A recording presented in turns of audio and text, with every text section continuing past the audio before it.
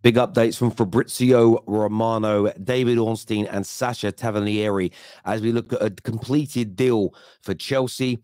Arsenal closing in on a very, very big transfer for them. And we look at the new Lavia bid expected and delve into the Harry Kane situation. Hit the like button. Make sure you are subscribing to the Football Terrace right now.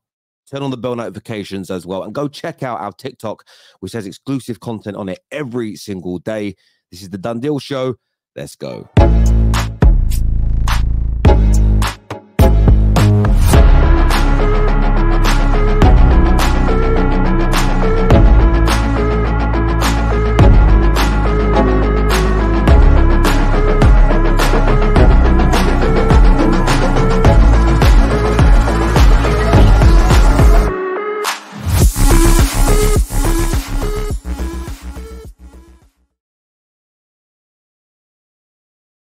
An important piece of news and update here from David Ornstein in relation to Chelsea, as he confirms that Chelsea have agreed a new 6-year contract for Levi Colwill. The deal is yet to be signed, but of course it will be. But it is now in place. Commits the 20-year-old left-sided centre-back to Stamford Bridge until 2029, seen as having a massive role at the club and for England moving forward. And I think this is significant, very significant, because I believe the likes of Liverpool and Brighton all summer have held a candle for this player. There has been a quantum of hope, a prayer, a possibility that they could maybe bring this player in.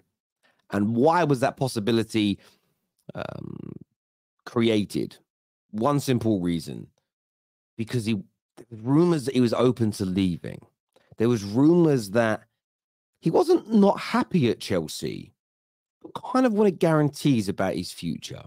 That's what I read. Not from the Chelsea press. The Chelsea press said, no, he wants to stay. It's impossible to leave. But some of the Liverpool press, the Brighton press kind of suggested that they'd heard a little different. This will be music to the ears of Chelsea fans, because it confirms that their reports on this particular story were 100% accurate. The player is committed to a new long-term deal until 2029. It stops any possibility of him leaving. Definitely this summer, but for smaller fees, or unless he bombs, unless he absolutely flops, he isn't leaving Chelsea for the foreseeable future. And they have in their hands here, Chelsea, a very capable, very talented, high-ceiling centre-back. In my opinion, with the world at his feet. He looks absolutely astonishingly good for his age. And as long as he works hard and continues to progress, Chelsea have an absolute star in the making here with Levi Colwill.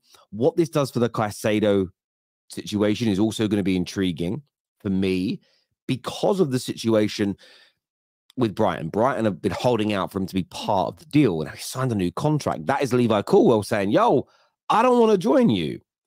And that changes the circumstance massively. So I want to get your opinions. I want to understand what you think in relation to that in the comment section below. But it is done and it is over the line.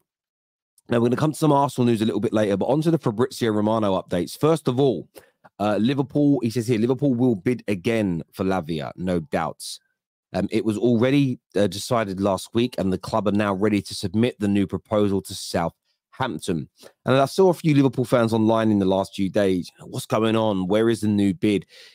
The Premier League starts in under 2 weeks now. We're getting close to the final 7 days. The final countdown. The predictions come in. Our club's ready to start. And Liverpool fans want to know where their new midfield is. Fabinho is gone. They have to get this in. They have to get it over the line. At least a week of integration will be great.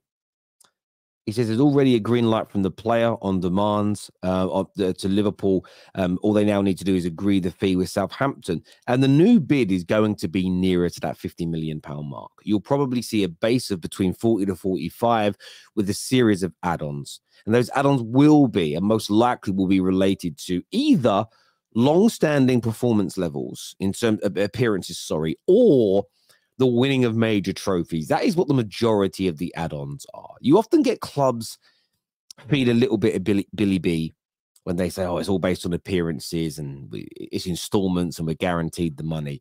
This isn't necessarily so, in my personal opinion. Clubs don't necessarily, generally don't attach add-ons unless there's the ability of winning major trophies. And that's almost the argument they have with the selling club. And it's very much, well, you believe Lavia is a superstar and is going to elevate our team to win trophies. So let's include some of the fee to be based on how good you think he is. If you don't think he's good enough to help us win those trophies, why is he so expensive? So look, I think this is a good piece of business for Liverpool. Yes, there's a bit of an experience in him to begin with. He isn't going to have the know-how of a Fabinho straight away. There'll be some games where he's a bit lost or he makes mistakes and the midfield isn't quite complete. But for the medium to long term, this is a sensational piece of business. And the reason I say that is because Liverpool fans, you'll get bantered in the games where he isn't quite up to speed because he's young and he's raw and he's learning his game.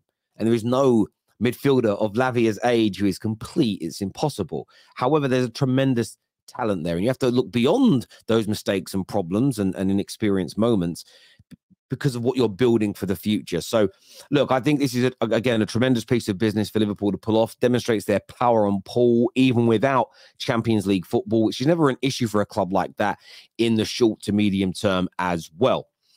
Now, moving to North London, another big update here from Fabrizio Romano. It says, despite the gap in valuation after the face-to-face meetings on Monday, Bayern Munich will insist on Harry Kane deal as they still feel confident. Bayern Munich want to bid again and get closer to the €100 million package for Kane. This is why they don't want to spend big money on a new goalkeeper. And look, every day the news comes out and it's just, there's a different level of confidence in Bayern Munich to what there was from City 2 summers ago. And I think Spurs fans have picked up on this. You're likely to get near 85 to 90 million pounds for him, which I think with the year left on his contract and the fact you're selling him abroad is very good business. There's talk of Tottenham going in for the likes of Kesse and some others to bolster the midfield and looking at new defenders should this deal complete. And I think that's the right thing for them to do. I believe they're going to put their eggs into the basket of Richarlison, who we know is never going to score the same level of goals as Kane. But what Spurs are going to do is say, right, Son, Kulusevski, Maddison, Solomon, Richarlison, what Kane used to deliver, the responsibility is now spread amongst all of you. And if collectively they all add 5 to 10 GA each to Tottenham and improve their own numbers, they cover the loss of Harry Kane from an outputs point of view. That is what will happen. And I don't think Spurs are going to fall away or die if this deal goes through at all. For Bayern Munich, this is tremendous business. It puts them on a different level on a European scale straight away. They can win their league with promoting up front. They cannot win the Champions League that way. They have to have a prolific number 9. Or it doesn't need to be a 9. It could be an inside forward. You need someone like a Kane in your team to win that Champions League, in my opinion. And they're getting it done. I'm still hopeful, though, that Man United sweep in on this deal and get involved. And I know a lot of people will say that's a bit of hopium and you shouldn't think like that, Terry. Look, I'm hoping that Bayern Munich, it's reported that they're very close to an 85 or a 90 million pound deal. And then Man United sweep in with a bid and maybe better it slightly. I am genuinely hoping that this happens because I want Harry Kane at Man United. He's a tremendous football player, but we will see what happens.